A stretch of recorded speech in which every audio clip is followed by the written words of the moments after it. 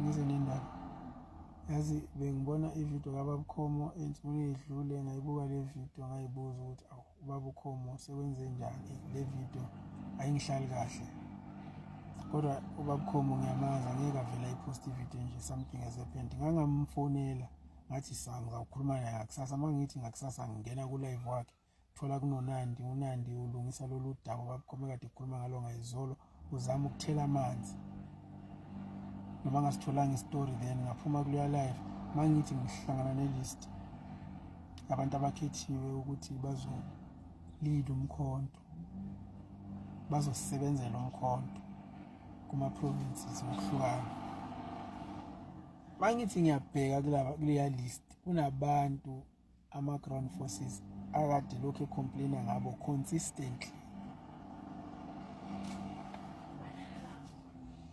So the very same people are complaining right now.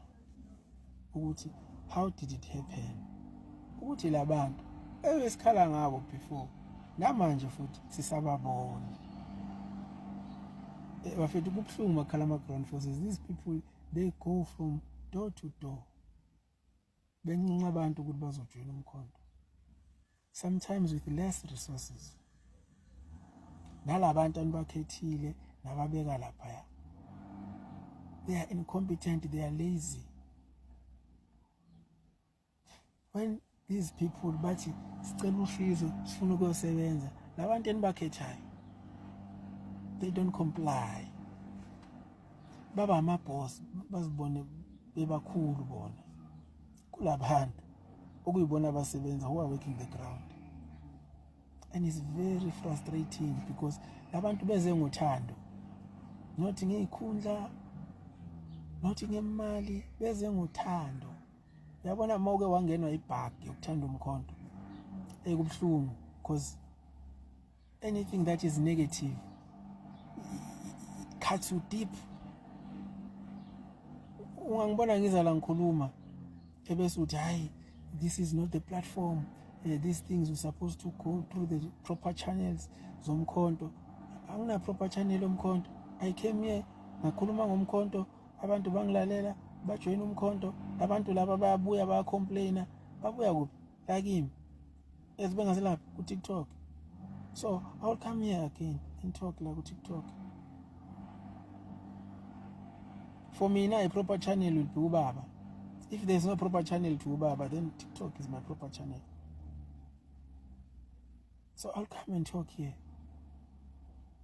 again. And the sad part, I always hear people saying, if the government of South Africa does not do right by the people of South Africa, these people will revolt against the government. And that is true. We need to expect that. Same thing as Mkontweni. If Umkhonto does not do right by the masses will revolt. And when that happens, it will be messy.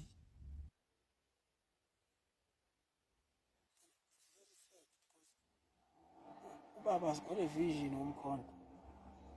Ubaba can't be involved on a day-to-day running of Umkhonto. But uzozwa ngebhomu ngalelo langa. And one thing I need to promise you. Uti, if ngempela people keeps on complaining, we will mobilize these people. It won't be nice. We will mobilize these people who are complaining. It won't be nice. This notion that hey, when you come here and talk on TikTok, you've been given money, you are decampaigning umkhonto, ufuna isikhundla, that's bullshit. We love umkhonto. We've stood here. We've been resilient here. Azange sinyakaziswe. So wena ucabanga ukuthi hey, I've been paid by who? Who exactly? We want competent people to take these positions. Basebenzisane nabantu abangaphansi kwabo kusizwane ukuthi kuphushulwe umkhonto. Kungabikho umuntu omkhulu la. Mangabe kunomuntu okumele abe mkhulu akube ubaba uNcamalala kuphela. Akungabikho omunye umuntu omkhulu ozibona ukuthi yena umkhulu ukudlula abanye abantu. Siyasebenzisana la, sifuna ukulungisa izwe thina. Uma ngabe ukuthi lento le ayihambi ngalendlela esizinikelele thina ukuthi ihambe ngayo, it won't be nice. It really won't be nice. So I'm sorry if mhlambe kufika kabi or kube khona abazongigalela angitshele ngama disciplinary processes. Mina into ozothi uma uyenza leyo lento engikhulumayo cha ungisusa la ekhanda. So kusho ukuthi that's why you thinking ngifuna isikhundla or nginikwe imali. People are complaining.